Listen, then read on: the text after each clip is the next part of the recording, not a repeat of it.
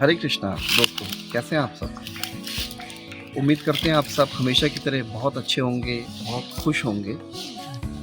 तो आज का हमारा टॉपिक जो मैं आपके सामने लेकर के आया हूँ, ये टॉपिक एक सवाल से उठता है और ये टॉपिक है, क्या आपको भी ऐसा लगता है कि लाइफ बहुत टफ है?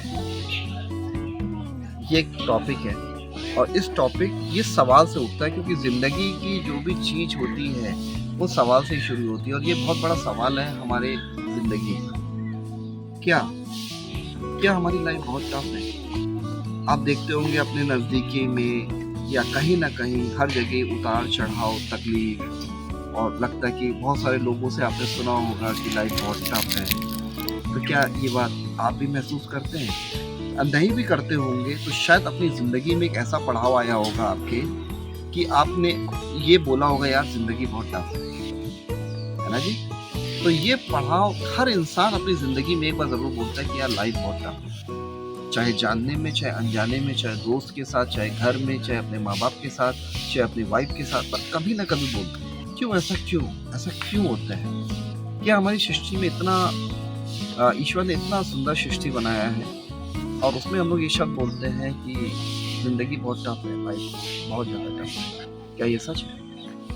इस पे आज हम लोग थोड़ा-सा बात करेंगे और आपको थोड़ी-सी इसमें जानकारी देंगे और जानकारी देने के साथ-साथ हम आपको बताएँगे। देखिए, लाइफ एक्चुअली कोई टफ नहीं है। लाइफ का सिचुएशंस को हम लोग हैंडल नहीं कर पाते जिसको कहते हैं टफ।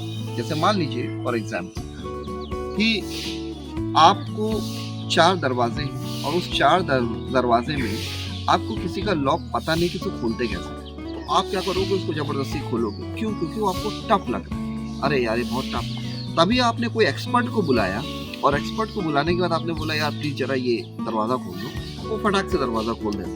क्योंकि उसके लिए वो चीज़ बहुत आसान है, पर आपके लिए बहुत टफ है। उसी तरीके ये जो ज़िंदगी का जो ज्ञान होता है और ज़िंदगी में जो भी हम लोग एकेडमिक पढ़ के आते हैं, हम लोग एकेडमिक इसलिए पढ़ते हैं क्योंकि हम लोग ज़्यादा से ज़्यादा उसमें पैसा कमा सकें, ज़्यादा से ज़्यादा एक शोहरत, नाम, पैसा कर सकें। पर कहीं न कहीं आध्यात्मिक ज्ञान जो होता है वो एक बहुत ही इम्पोर्टेंट होता है और वो इम्पोर्टेंट क्या करता है, हमें ज़िंदगी से लड़ने की ताकत देता है और ज़िंदगी के बारे में बताता है कि ज़िंदगी है।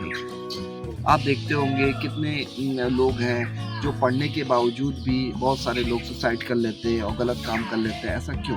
क्योंकि उसमें होता क्या है कि हमें आध्यात्मिक ज्ञान की खासकर ज़रूरत होता है और अगर से उसकी वो जानकारी हमारे पास नहीं है तो हमें ज़िंदगी हर पल बहुत ज़्यादा टफ लगेगी, बहुत ज़्यादा। अब मैं संक्षिप्त में आपको कुछ बता देता हूँ क्योंकि ये तो बहुत ही गहन विषय है और इसमें काफ़ी लंबी बात होगी। कभी अगर से मुझे पॉडकास्ट का मौका मिलेगा और मैं पॉडकास्ट बनाऊँगा तो मैं चाहूँगा कि उस टॉपिक में डिटेल में बात करूँ जिससे कि आपको काफ़ी हद तक ये चीज़ समझ में आए। पर फ़िलहाल क्योंकि हमारे पास लिमिटेड टाइम रहता है तो उस वीडियो में मैं आपको सिर्फ इतना बता देता हूँ कि अब लाइफ हमारा जो टफ है इसका मूल कारण आप समझिएगा शॉर्ट में, संक्षिप्त में 2 चीज़। एक है डिज़ायर और दूसरा एक्सपेक्टेशन। डिज़ायर क्या है चीज़? डिज़ायर का मतलब है कि हम अपनी ज़िंदगी में बहुत एक सेट रख करके रखा हुआ है कि ये चीज़ होना है, इस समय में ये होना है, इस समय में ये होना है, ऐसा करना है, वैसा करना है। तो हमारे बहुत सारे डिज़ायर्स हमारी ज़िंदगी में और जैसे-जैसे हमारी ज़िंदगी में डिज़ायर आता है वैसे-वैसे हमारे साथ चैलेंजेस आते रहते हैं और जैसे चैलेंजेस आते हैं और वैसे-वैसे तकलीफ़ें पड़ती है अगर से आपको इस चीज़ को हैंडल करना नहीं आता है, राइट? दूसरा हमारा क्या है, एक्सपेक्टेशन। एक्सपेक्टेशन क्या होता है कि जब हम दूसरे से उम्मीद लगाते हैं, यार ये मेरे लिए कर लेगा, मेरा रिलेटिव मेरे लिए कुछ कर देगा, मेरा दोस्त मेरे लिए कुछ कर देगा, मेरे ऑफिस में मेरे लिए कुछ कर देगा, अगर से ऑफिस का जॉब छूट जाएगा तो मैं आगे चल के कैसा करूँगा, मैं ईएमआई कैसे दूंगा, मैं ऐसे करूँगा। तो इंसान क्या करता है कि हर चीज़ से एक्सपेक्टेशंस लगाने लग जाता है। ये होता है 2 चीज़ और यही चीज़ होता है जो आपको हमेशा आपको एक तरीके से बहुत तकलीफ में रखता है। हमेशा आप चिंता रहते हैं। आप टीवी भी देखते होंगे तो आपको ऐसा लगता है कि यार मैं बहुत तकलीफ में हूँ, राइट? Desire, expectation. जिस दिन आपने ये 2 चीज़ अपनी लाइफ से हटाया, डिज़ायर और एक्सपेक्टेशन, उस दिन आप देखिएगा कि आपकी लाइफ बिल्कुल फ्री हो जाएगी, बहता हुआ पानी जैसा। और जैसे बहता हुआ पानी बहता है ना कि आराम से आप नेचर के पास जाते हो तो कैसे फील करते हो? नेचर के पास आराम से चिड़िया उड़ रहा है, पेड़ अपने अपने हवा अपनी चल रही है झोंके से, पेड़ अपना बिल्कुल झूम रहा है, पानी है ना जी, पानी बिल्कुल फ्लो में बह रहा है, कोई रोकने, उसी तरीके आपकी ज़िंदगी भी वैसे ही फ़ील होगी क्योंकि आप एक प्रकृति के पास हो। और जैसे कि मैंने वीडियो में बताया है, तो उस तरीके से आप नेचर के जब पार्ट हो तो आप नेचर की तरह, पर आपने उस नेचर के अपोज़िट काम करो, आप उसको जकड़ लो, अपने डिज़ायर और दूसरा अपने एक्सपेक्टेशन। तो जब बेड़ियाँ आप लगाते हो डिज़ायर एक्सपेक्टेशन का, तो आप देखोगे कि आपको हिलने का मिलता नहीं है और वही जो आपको तकलीफ़ और दर्द का कारण होता है। दर्द का मतलब होता है लाइफ़ की।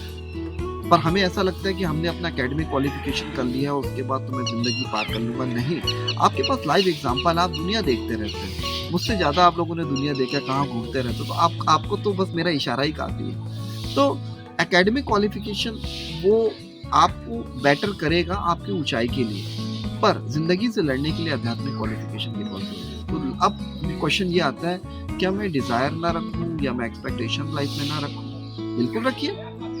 आपको मना किसने किया है कि डिज़ायर और एक्सपेक्टेशन मत रखिए, पर वो रखने का एक सही आदमी होता है, एक सही तरीका होता है कि आप किससे रखोगे, राइट? अब देखिए, आप जो भी अपने गॉड को मानते हो या जो भी अपने ईश्वर को मानते हो, उससे आप एक्सपेक्टेशन रखो। आप पर उनसे नहीं रखने के बाद आप क्या करते हो कि ऐसे जीव से रखते हो कि जो खुद ही भव सागर में फंसा हुआ है, बंधन में फंसा हुआ है। जो फंसा हुआ वो आपको क्या निकालेगा? तो आप उनको पकड़ो जो इससे बाहर हो, जैसे ईश्वर, अविनाशी, सच्चिदानंद। उनसे आप उम्मीद लगाओ, एक्सपेक्टेशन क्यों नहीं पूरा होगा? दूसरी बात, डिजायर की जब हम बात करेंगे, तो आप जिस तरह बच्चा अपने पिता से कहता है, पापा मुझे ये चाहिए, तो जब आप अपने उम्मीद किससे लगाते हो? आप बच्चे हो ना, तो अपने ईश्वर से उम्मीद लगाओ कि पापा मुझे आज ये चाहिए, मैं अगला प्लान करूँ कि मैं ऐसा करूँ। अब वहां पर पापा क्या करते हैं? दो चीज आती है, या तो वो फुलफिल करेंगे।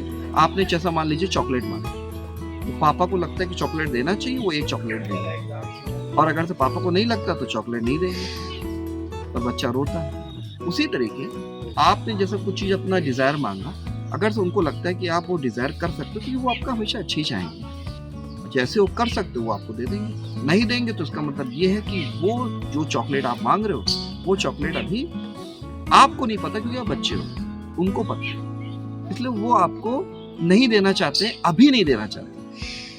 बच्चे को ये नहीं होता कि चॉकलेट नहीं देते, वो चॉकलेट पल भर के लिए, अभी के लिए नहीं देते, पर बच्चा जैसा 2 साल बाद होता है तो उनको लगता है कि अब ये चॉकलेट ज्यादा खा सकता है, अब इनका डाइजेशन सिस्टम प्रॉपर है, तो वो क्या करते हैं, उनको चॉकलेट पकड़ा देते हैं, अब बेटा तुम खा सकते हो। उसी तरीके हो सकता है कि अभी के समय आप उतने मतलब कि हैंडल ना कर पाओ वो सिचुएशन, तो बात के लिए जब सक्षम होंगे तो वो आपको देंगे।